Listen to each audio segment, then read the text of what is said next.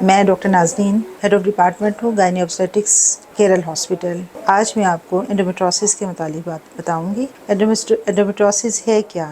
انڈومیٹروسس ایک بیماری ہے جس میں آپ کی بچہ دانی کے اندر کی جو تہہ ہوتی ہے، جس کا کام ہوتا ہے کہ پیریڈز میں یا حیض میں نیچے وہ شیڈنگ ہو جاتی ہے، یہ بچہ دانی کے علاوہ اس کا بیک فلو ہو جاتا ہے اور اس میں یہ فیلوپین ٹیوبس، انڈے دانی، پیلوس یا پھر جسم کے کسی اور حصے میں یہ تہہ نمودار ہو جاتی ہے، اور جس کی وجہ سے پیشنٹ کو درد، خاص طور پر پیلوک پین کی ہوتی ہے، جس کے لیے وہ پیشنٹ ڈاکٹر کے پاس آتا ہے۔ اس کے علاوہ اس کی کچھ اور علامات ہیں۔ اس کی علامات میں حیض کے دوران یا پیریڈز میں بہت زیادہ پین ہونا، جسے ہم ڈسمنوریا کہتے ہیں۔ اس کے علاوہ ڈسپارونیا ہوتا ہے۔ اس کے علاوہ اس کے ساتھ تھکاوٹ اور اریٹیبلٹی، پریشانی۔ بعض اوقات پیشنٹ آپ کے پاس جو میرڈ کپل ہوتے ہیں وہ انفرٹیلیٹی یا بانجھپن کے ساتھ آپ کے پاس آتے ہیں،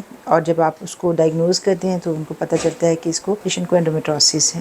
اس کو ڈائگنوز کرنے کے لیے سب سے پیشنٹ تو ایک بہت زیادہ آپ کو پیلوک پین کی ہسٹری دے رہا ہوتا ہے، جس میں سارے ہی ڈسمنوریا، ڈسپارونیا، پیلوک پین آ جاتا ہے۔ اس کے علاوہ پیشنٹ آپ کے پاس آتا ہے تو آپ اس کے کچھ بلڈ کے ٹیسٹ کرواتے ہیں، الٹرا ساؤنڈ کرواتے ہیں۔ الٹرا ساؤنڈ پہ بھی اس کی ڈائگنوسس ہو جاتی ہے، آپ کو انڈومیٹروماز نظر آ جاتے ہیں۔ اس کے علاوہ آپ ڈائگنوسٹک لیپروسکوپی کر کے بھی اس کی تشخیص کر سکتے ہیں۔ ڈائگنوسٹک لیپروسکوپی میں ہم ناف کے نیچے سے کیمرہ لے جا کے، کٹ لگا کے کیمرہ لے جا کے اس بیماری کی تشخیص کرتے ہیں۔ اس کی ٹریٹمنٹ کے لیے سمپٹومیٹک ٹریٹمنٹ دیتے ہیں، یعنی جس پیشنٹ جس کمپلینٹ کے ساتھ ہے اسی کو ٹریٹ کرتے ہیں۔ جیسے اگر اس کو بہت زیادہ پیلوک پین ہے تو ہم کی پین کلرز دیتے ہیں۔ اگر اس کو کی پیریڈز میں irregularity ہے، کمی بیشی ہے، یا اس کے ساتھ بہت زیادہ درد ہے تو اس کے حساب سے دوائی دیتے ہیں۔ کچھ ہارمونل ٹریٹمنٹ بھی اس میں دیتے ہیں، اور اگر پیشنٹ انفرٹیلیٹی یا بانجھپن کے ساتھ آتا ہے تو پھر ہم اس کو بانجھپن کا علاج کرتے ہیں۔ 90% اس کو ہم میڈیکلی ٹریٹ کرتے ہیں، بٹ اگر